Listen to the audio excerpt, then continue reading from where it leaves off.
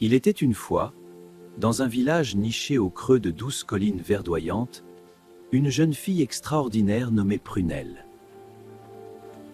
Sa famille vivait modestement, mais leur maison était remplie de chaleur, d'amour et de la douce odeur du pain frais chaque matin.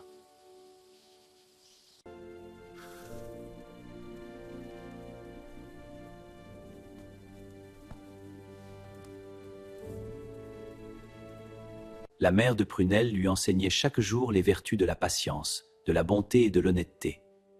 3 trésors que nulle sorcière ne pourrait jamais voler. À savoir, au Moyen Âge, les villages européens regroupaient rarement plus de 300 habitants. Chaque famille cultivait son propre potager pour survivre aux longs hivers rigoureux. Chaque matin, Prunelle s'occupait du jardin avec amour et soin. Elle trouvait dans la terre une paix que les mots ne pouvaient pas décrire. Les prunes brillaient comme de petits joyaux violets. Sans réfléchir, Prunelle en cueillit 1, puis 2, puis toute une poignée. Soudain, une ombre froide s'étira sur le sol comme une main de ténèbres. Prunelle sentit son cœur se serrer d'un pressentiment terrible. À savoir, dans de nombreux contes populaires européens, cueillir des fruits dans un jardin enchanté symbolise le moment où l'enfant franchit la frontière entre le monde connu et le monde mystérieux de la magie. Comment oses-tu entrer dans mon jardin et voler mes précieuses prunes, petite voleuse? La main glacée de la sorcière se referma sur le poignet de Prunelle comme l'écrou d'un piège de fer.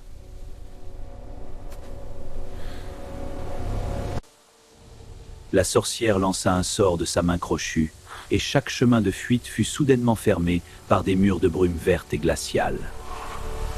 La sorcière entraîna Prunelle profondément dans la forêt sombre, loin de sa maison, loin de ses parents, loin de tout ce qu'elle aimait.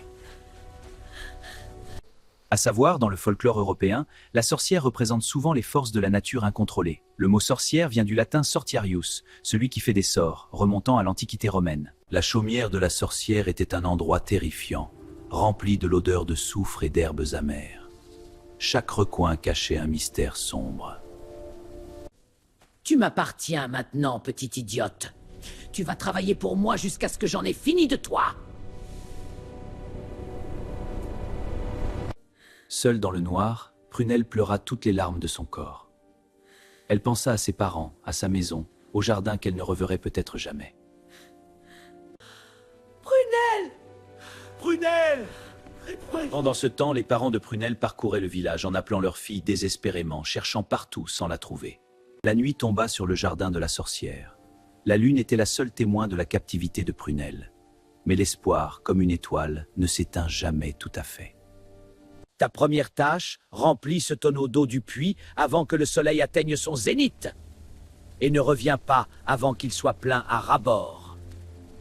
Prunelle puisait l'eau encore et encore, mais le tonneau percé laissait tout s'écouler aussitôt.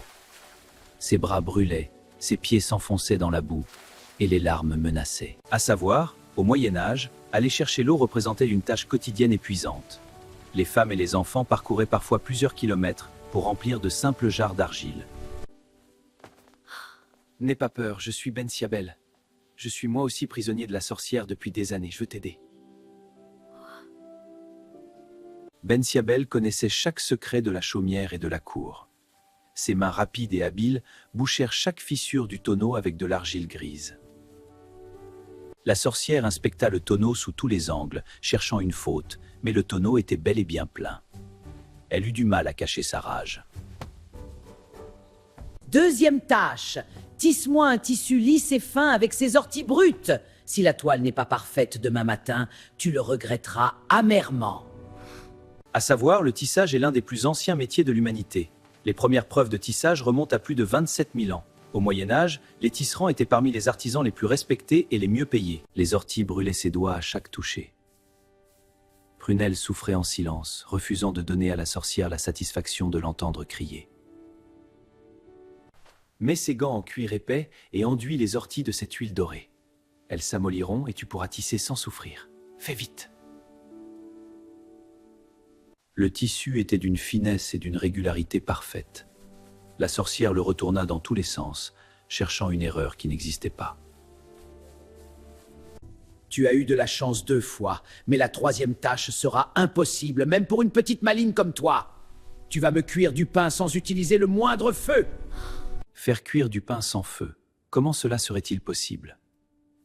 Prunelle tourna et retourna le problème dans sa tête sans trouver de solution.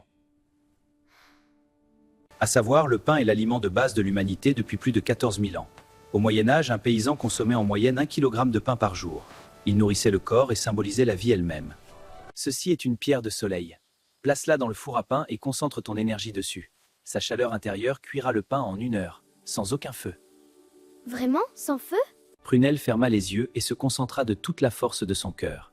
La pierre de soleil s'enflamma d'une douce chaleur dorée et le four commença à chauffer sans aucun feu. Le pain était doré à la perfection, sa croûte croustillante et son intérieur moelleux comme un nuage. Prunelle n'en croyait pas ses propres yeux. Le pain était parfait et la sorcière le savait. Elle mâchait avec colère chaque bouchée, furieuse de ne trouver aucune raison de punir Prunelle. Trie toutes ces graines par espèce avant l'aube, chaque graine dans son propre bol sans la moindre erreur. Bonne chance, petit rat. À savoir, les botanistes estiment qu'il existe plus de 30 000 espèces de plantes comestibles sur Terre. Les paysans médiévaux conservaient soigneusement leurs semences d'une année à l'autre car elles représentaient la garantie de la survie de toute la communauté. La nuit s'avançait et le tas de graines semblait n'avoir pas diminué. Les paupières de Prunelle pesaient comme des pierres, mais elle ne se laissait pas abattre. Laisse mes amis les oiseaux t'aider cette nuit. Ils connaissent chaque graine de nature et les trieront plus vite que 10 paires de mains humaines. Les oiseaux travaillèrent toute la nuit comme un balai silencieux, chacun connaissant exactement sa mission. La cuisine de la sorcière semblait s'être transformée en un lieu de magie bienveillante. À l'aube, chaque graine était à sa place, triée avec une perfection que même la sorcière la plus capricieuse ne pourrait contester. Prunelle avait encore réussi l'impossible. Avant de venir ici, j'aidais ma mère au jardin chaque matin. Je n'aurais jamais imaginé que ces légumes que je cultivais me manqueraient autant. À savoir, le courage ne signifie pas l'absence de peur. Le vrai courage, c'est décider que quelque chose est plus important que la peur elle-même. Prunelle montait chaque jour une force intérieure remarquable face aux épreuves les plus injustes. Je suis prisonnier ici depuis 3 ans. La sorcière m'a pris quand j'étais enfant et elle m'utilise pour ses sorts. Je ne connais pas d'autre vie que ces murs froids. Je te jure que si tu m'aides à accomplir les tâches de la sorcière, je trouverai le moyen de nous libérer tous les deux d'ici. Je ne partirai pas sans toi, Bensiabel, je te le promets. Dans cet instant de silence partagé, quelque chose de précieux et de fragile comme une fleur de printemps venait d'éclore entre deux. Mais de la fenêtre obscure de sa chaumière, la sorcière observait. Ses yeux jaunes brillèrent d'une lueur dangereuse en voyant l'amitié qui grandissait entre ces 2 prisonniers. Cette fois, tu ne t'en sortiras pas. Monte à la montagne grise et rapporte-moi la clé d'or cachée au sommet. Elle se trouve dans le nid du faucon des ombres. À savoir, dans les contes et légendes du monde entier, la montagne représente l'épreuve ultime du héros. Gravir une montagne symbolise surmonter les obstacles les plus difficiles de la vie pour atteindre la sagesse et la récompense méritée. Prunelle prit une longue inspiration, serra son sac contre elle et posa son premier pied sur le chemin de la montagne. Elle irait jusqu'au sommet, quoi qu'il lui en coûte. La montagne mettait à l'épreuve chaque muscle et chaque once de courage de Prunelle. Les roches glissaient sous ses pieds et le vent glacé fouettait son visage. Mais elle ne s'arrêtait pas. Sur le flanc nord de la montagne, une troupe de corbeaux noirs bloquait le seul passage praticable. Leurs yeux intelligents semblaient jauger l'intruse avec une curiosité non dénuée de malice. Prunelle remarqua que l'un des corbeaux avait une aile blessée. Elle s'approcha lentement, sans geste brusque, le cœur plein de compassion pour l'oiseau souffrant. Dans un éclair doré, le corbeau se transforma en un merle aux plumes d'or pur qui se posa sur l'épaule de Prunelle. Les autres corbeaux s'inclinèrent et s'effacèrent, ouvrant le chemin. À savoir, dans les contes de fées du monde entier, la bonté envers les animaux est toujours récompensée. C'est une assez compassion, et que la gentillesse, même la plus petite, peut transformer le monde. Après de longues heures d'escalade difficile, Prunelle atteignit enfin le sommet. Et là, dans le nid du faucon des ombres, brillait la mystérieuse clé d'or. La clé d'or était froide au toucher, mais brillait comme si elle contenait une lumière propre. Prunelle sentit quelque chose d'important dans ce métal magique. La descente lui sembla plus légère que la montée. Elle avait réussi l'impossible, et quelque part, dans son cœur battant, elle sentait que quelque chose allait bientôt changer. Enfin, ma précieuse clé d'or. Avec elle, je vais enfin ouvrir le coffre des secrets. La sorcière ouvrit le coffre avec des mains tremblantes d'excitation. À l'intérieur dormait un vieux livre de sortilèges noirs qu'elle cherchait depuis des décennies. À savoir, au Moyen Âge, chaque livre était copié entièrement à la main par des moines calligraphes. Un seul livre pouvait prendre des mois voire des années à produire. Le livre de sortilèges décupla les pouvoirs de la sorcière. Sa magie s'étendait maintenant comme une ombre glacée sur tout le jardin et bien au-delà. Il n'y avait plus de temps à perdre. Cette nuit-là, à l'abri des arbres, Prunelle et Bensiabel se retrouvèrent pour mettre en place leur plan secret. Chaque murmure comptait, chaque seconde était précieuse. Je sais, la chaumière nous observe. J'ai découvert cette porte il y a 1 an. La sorcière l'a oubliée depuis des siècles. Elle mène directement à la forêt libre. C'est notre unique chance d'évasion. Cette nuit à minuit, quand la sorcière s'endort sur son livre, Oui, Prunelle. nous nous glissons hors de la chaumière et filons par la porte cachée. D'accord. Tu es d'accord, Bensiabel? À savoir, la liberté est l'un des désirs les plus fondamentaux de l'être humain. Dans les contes du monde entier, l'évasion du captif refont le tyrannie et l'injustice. Dernière tâche avant que je décide de ton sort. Va dans la forêt noire chercher la racine d'ombre et rapporte-la avant minuit. Et si tu essaies de fuir, ma magie te retrouvera n'importe où. La forêt noire méritait son nom. Aucune lumière n'y pénétrait. Chaque bruit, chaque craquement de branches faisait battre le cœur de Prunelle plus fort.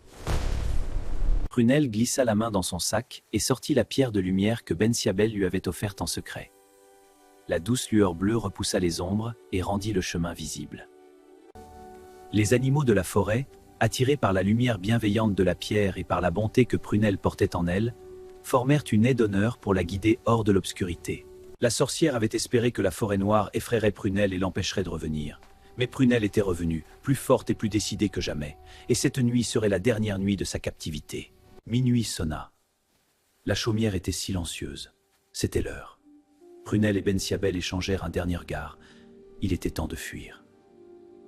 Ils se déplacèrent comme des ombres sur le sol, chaque pas calculé avec la précision d'un artisan, la sorcière à quelques mètres d'eux dans son sommeil. Ils avaient presque atteint la porte secrète quand, derrière eux, la fenêtre de la chaumière s'illumina d'un vert surnaturel. La sorcière s'était réveillée. Revenez ici, traître! Vous ne m'échapperez pas! Ma magie vous atteindra jusqu'au bout du monde!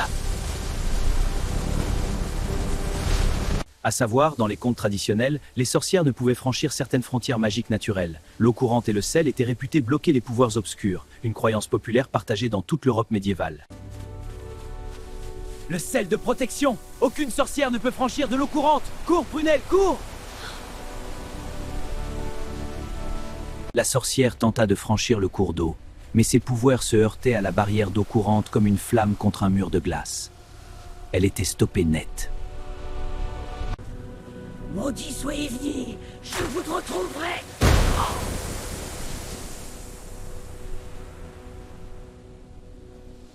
Ils coururent toute la nuit et lorsque l'aube commença à teindre le ciel de rose et d'or, ils sortaient enfin de la forêt. L'air du matin était le plus doux qu'ils eussent jamais respiré. Dans la lumière dorée du matin, leurs regards se croisèrent et ils surent, sans avoir besoin de mots, que leur aventure partagée avait tissé entre eux un lien que rien ne pourrait jamais défaire. À savoir, les psychologues affirment que partager une épreuve difficile avec quelqu'un, Prunelle et Bensiabel et la captivité, la peur et le courage, ils étaient maintenant liés pour toujours. De loin, Prunelle reconnut les toits de son village. Son cœur fit un bond dans sa poitrine, sa maison, ses parents, sa vie. Elle accéléra le pas, les jambes portées par la joie. Prunelle! Ma Prunelle! Tu es vivante, tu es revue, mon enfant chéri! Le village entier se rassembla pour célébrer le retour de Prunelle. On dansa, on chanta, on partagea le pain frais et la joie retrouvée jusqu'à ce que les étoiles apparaissent dans le ciel. Tu vois, Bensiabel, la messie dans la chaleur guette ni l'essor. Dans la bonté de regarder le ciel. Oui, Prunelle, c'est la vraie liberté. Et ainsi, Prunelle rentra chez elle avec dans le cœur quelque chose que nulle sorcière ne pourrait jamais voler. Le courage appris dans l'heureux et libre. Et leur histoire fut là où règne l'onté.